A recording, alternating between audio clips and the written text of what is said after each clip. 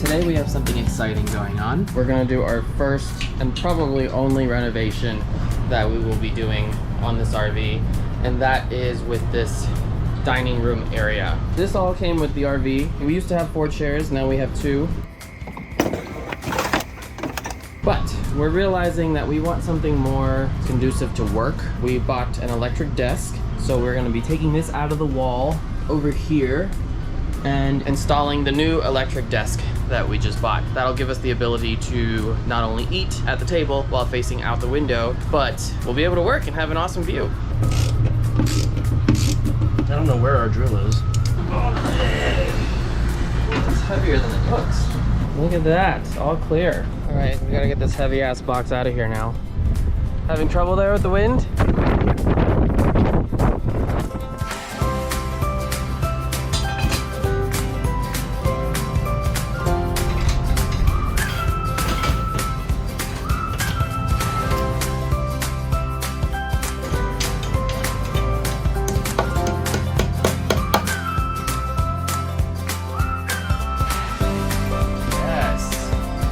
We've got power.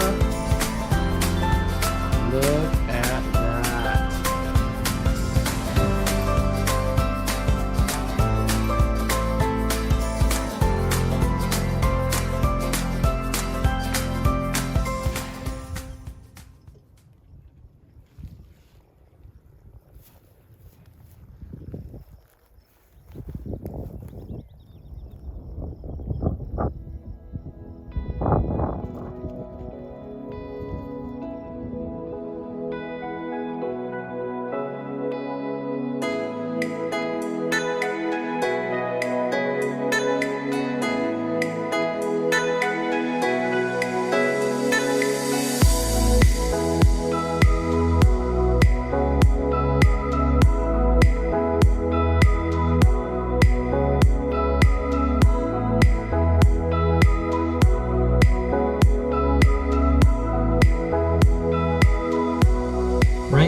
We are headed to Badlands National Park, which is only 1 mile from where we were just staying.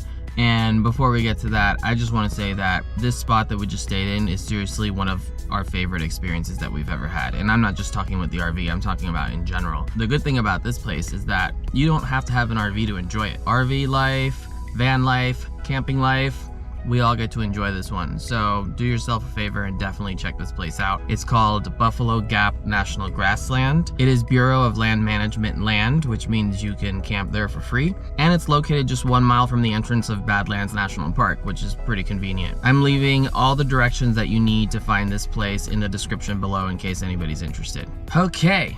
Badlands National Park. Today we're ultimately headed to Custer, South Dakota, which is closer to Mount Rushmore. But it turns out that Badlands National Park is pretty RV friendly as far as taking your RV through the scenic drive. So we figured on the way to Custer, we'll just do that first. So here we go.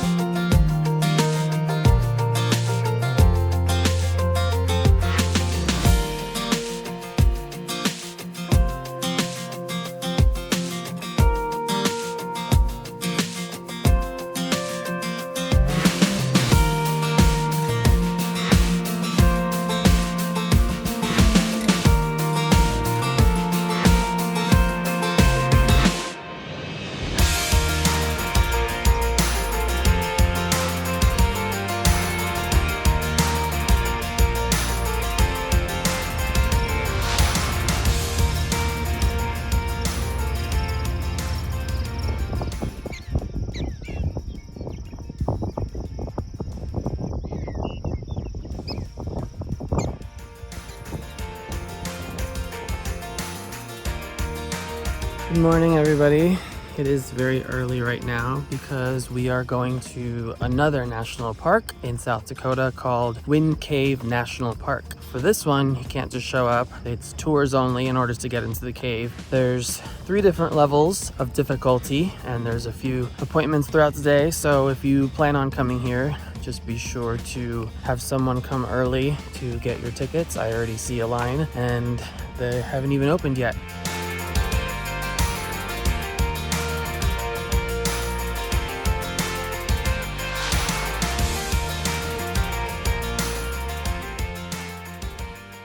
Okay, I got our tickets. They are for the 220 difficult hike. And you can see behind me that there's still quite a line. I got in line at 7:15 a.m. and I was about 30th in line. And when I left, there was probably over 100 people. You might want to get here early if you're planning on doing this, because again, you can only book it with the tour. If you have an America the Beautiful pass, that won't work here because you're getting a tour guide. So just some things to look out for.